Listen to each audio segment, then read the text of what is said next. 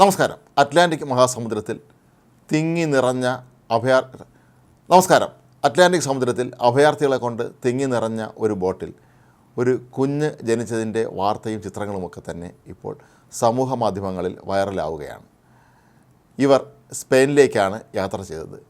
Atlantic സമുദ്രത്തിലെ ഏറ്റവും ദുർഘടം പിടിച്ച മേഖല തന്നെയാണ് കാനറി ദ്വീപുകൾ. ഇതിലൂടെ കടന്നു പോകുമ്പോഴാണ് ഈ അമ്മയ്ക്ക് പ്രസവവേദന ആരംഭിച്ചത്. തുടർന്ന് ബോട്ടിലെ മറ്റ് യാത്രക്കാർ ചേർന്ന് അവർക്ക് പ്രസവിക്കുന്നതിനുള്ള സൗകര്യങ്ങൾ ഏർപ്പെടുത്തുകയായിരുന്നു. മാത്രമല്ല ബോട്ടിലുണ്ടായിരുന്ന സ്ത്രീകളൊക്കെ തന്നെ ഇക്കാര്യത്തിൽ ഇവരെ സഹായിക്കാനായി എത്തുകയും ചെയ്തിരുന്നു.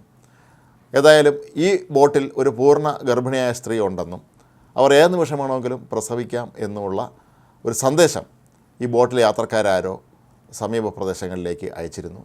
അങ്ങനെ ഈ വിവരം ലഭിച്ച കോസ്റ്റ് ഗാർഡിൻ്റെ ഒരു ബോട്ടാണ് ഇവരുടെ രക്ഷകരായി എത്തിയത്. 97 നോട്ടിക്കൽ മൈൽ അകലെയായിരുന്നു അപ്പോൾ ഈ രക്ഷാ ബോട്ട് ഉണ്ടായിരുന്നത്.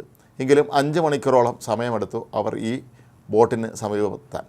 എന്നാൽ ബോട്ടിലെത്തിയപ്പോഴേക്കും പ്രസവം കഴിഞ്ഞ് ഏതാണ്ട് 10 മിനിറ്റും കഴിഞ്ഞിരുന്നു. കോസ്റ്റ് ഗാർഡിൻ്റെ ക്യാപ്റ്റൻ ഉൾപ്പെടെയുള്ളവർ അമ്മയുടെ അനുമതിയോടുകൂടിയാണ് കുഞ്ഞിനെ വൃത്തിയാക്കുകയും മറ്റുമൊക്കെ ചെയ്തത്. തുടർന്ന് അവർ ഹെലികോപ്റ്റർ വരുത്തിയാണ് അമ്മയെയും കുഞ്ഞിനെയും സമീപത്തുള്ള ഒരു ആശുപത്രിയിലേക്ക് മാറ്റിയത്. അമ്മയും കുഞ്ഞും വളരെ സുഖമായിരിക്കുന്നു എന്നാണ് സ്പെയിനിലെ കോസ്റ്റ് ഗാർഡ് ഇപ്പോൾ അറിയിക്കുന്നത്. 64 യാത്രക്കാരാണ് ഈ റബ്ബർ ബോട്ടിലുണ്ടായിരുന്നത്.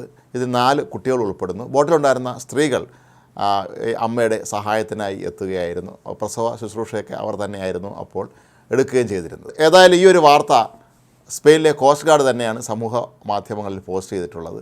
ഞങ്ങളുടെ ക്രിസ്മസ് ആഘോഷങ്ങൾ അവസാനിക്കുന്നത് അറ്റ്ലാന്റിക് സമുദ്രത്തിൽ ഒരു നവജാത ശിശുവിൻ്റെ ജീവൻ രക്ഷിച്ചുകൊണ്ടാണ് എന്ന് പറഞ്ഞാണ് അവർ സമൂഹ മാധ്യമങ്ങളിലൊക്കെ തന്നെ ഇത് പോസ്റ്റ് ചെയ്തിരിക്കുന്നത്. കഴിഞ്ഞ തിങ്കളാഴ്ചയായിരുന്നു സംഭവം നടന്നത്. അന്ന് എടുത്ത ദൃശ്യങ്ങളാണ് പിന്നീട് സമൂഹ മാധ്യമങ്ങളിലൊക്കെ തന്നെ വൈറലായി മാറിയത്. എന്നാൽ ഇതാദ്യമായിട്ടല്ല താൻ ഒരു നവജാത ശിശുവിനെ രക്ഷിക്കുന്നതെന്നായിരുന്നു കോസ്റ്റ് ഗാർഡിൻ്റെ ബോട്ടിൻ്റെ ക്യാപ്റ്റൻ ട്രുജിലോ പറയുന്നത്.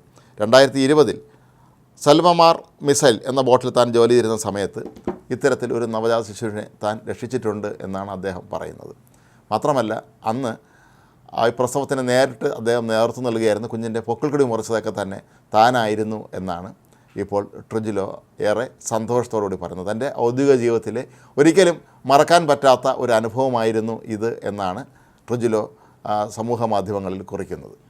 ഈ ബോട്ടിലുണ്ടായിരുന്നവരൊക്കെ തന്നെ ആഫ്രിക്കൻ വംശജരാണ് എന്നാണ് പറയപ്പെടുന്നത്. ജീവിതമാർഗം തേടിയാണ് ഇവരിൽ പലരും ഇത്രയും ഒരു റിസ്ക് എടുത്ത് സ്പെയിനിലേക്ക് പോകുന്നത്. കഴിഞ്ഞ ഒരു വർഷം മാത്രം 10,000-ലധികം അഭയാർത്ഥികളാണ് സ്പെയിനിലേക്കുള്ള യാത്രാമധ്യേ ബോട്ട് അപകടത്തിലും മറ്റും പെട്ട് മരിച്ചത്. എന്നാൽ ഇതൊന്നും തന്നെ അവരെ ഇതിൽ നിന്ന് പിന്തിരിപ്പിക്കുന്നില്ല എന്നുള്ളതാണ് ഏറ്റവും പ്രധാനപ്പെട്ട കാര്യം. കഴിഞ്ഞ ക്രിസ്മസിനും പുതുവത്സരത്തിനും ഇടയ്ക്ക്, അതായത് ഒരു 5-6 ദിവസം കൊണ്ട് തന്നെ 2000-ഓളം പേർ ഈ കടൽമാർഗ്ഗത്തിലൂടെ സ്പെയിനിൽ എത്തിച്ചേർന്നു എന്നാണ് പറയപ്പെടുന്നത്. പലപ്പോഴും അഭയാർത്ഥി ബോട്ടുകൾ മറിഞ്ഞ് ഉണ്ടാകുന്ന അപകടങ്ങൾ വാർത്തയായി പോലും മാറാത്ത ഒരവസ്ഥയാണ് ഇപ്പോൾ സ്പെയിനിലും മറ്റുമുള്ളത്. ആഫ്രിക്കൻ രാജ്യങ്ങളിൽ നിന്നും മറ്റും അവിടെ ദാരിദ്ര്യം രൂക്ഷമായ പല രാജ്യങ്ങളുണ്ട്. അവിടെ നിന്നൊക്കെ തന്നെ ഒന്നുകിൽ മരണം അതല്ലെങ്കിൽ ജീവിതം എന്ന ഒരു ലക്ഷ്യത്തോടു കൂടിയാണ് ഇവരിൽ പലരും യാത്ര തിരിക്കുന്നത്. എന്നാലൊരു പൂർണ്ണ ഗർഭിണിയായ സ്ത്രീ എങ്ങനെയാണ് ഈ ബോട്ടിൽ കയറി പറ്റിയതെന്നും അവരിതിൽ യാത്ര ചെയ്യാൻ എങ്ങനെ അനുവദിച്ചു എന്നുള്ള കാര്യങ്ങളെക്കുറിച്ചൊന്നും ഇനിയും വിശദമാക്കിയിട്ടില്ല. ഏതായാലും ഇത് വളരെ അപകടകരമായ ഒരവസ്ഥ തന്നെയാണ് അവിടെ ഉള്ളത്.